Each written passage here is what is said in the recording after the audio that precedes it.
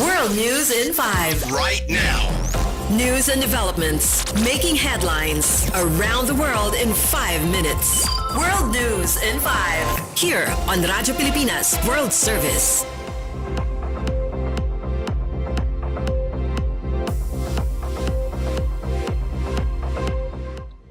Good day.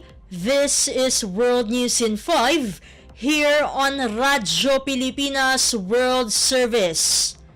South Korean President Yoon Suk-yeol on Tuesday declared martial law in an unannounced late-night address broadcast live on YTN television, claiming he would eradicate pro-North Korean anti-state forces.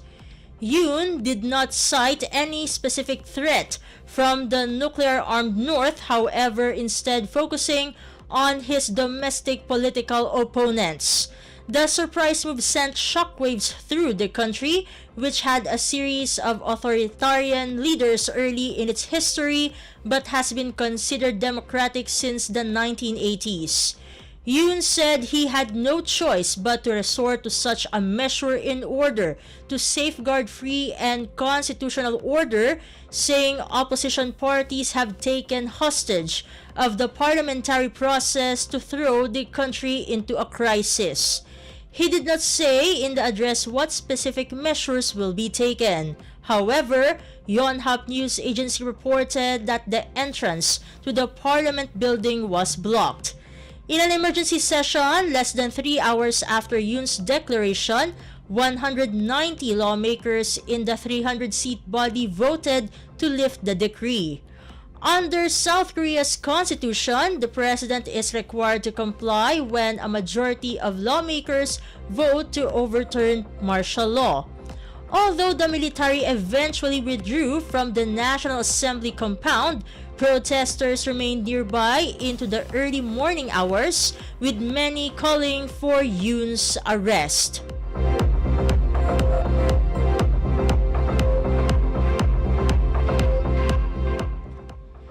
In other news, Palestinian officials said that Fatah and the militant group Hamas were close to an agreement on a plan for administering post-war Gaza.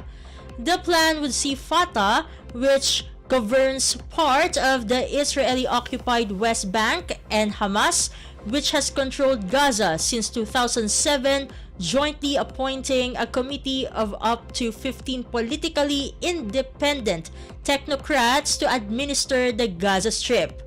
The officials said the plan would follow a ceasefire agreement with Israel. Months of talks brokered by the United States, Egypt, and Qatar aimed at halting the fighting in Gaza have yet to yield an agreement between Israel and Hamas. US and other officials expressed hope in recent days that a ceasefire deal between Israel and the Lebanon-based Hezbollah militant group could help to push along the Gaza ceasefire efforts.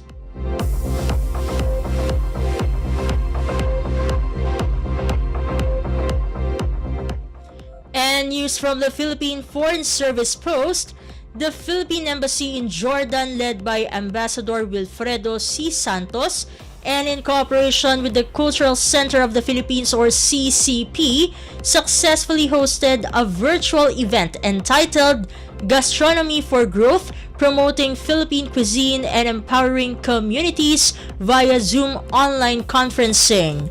The event featured Mr. Guillermo Ige Ramos, a renowned food writer, independent food scholar, and expert in Filipino cuisine.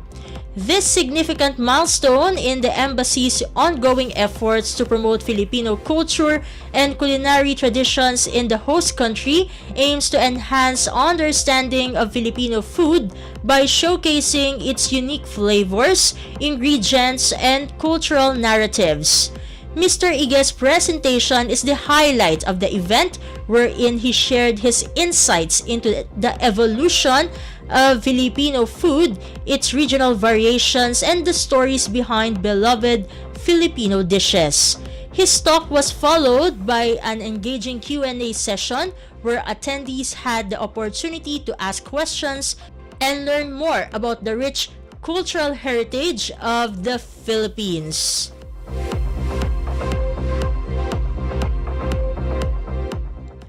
And that concludes today's edition of World News in 5 for Radyo Pilipinas World Service. This has been Steph Vicente. Good day and stay safe, everyone. World News in 5. Right now.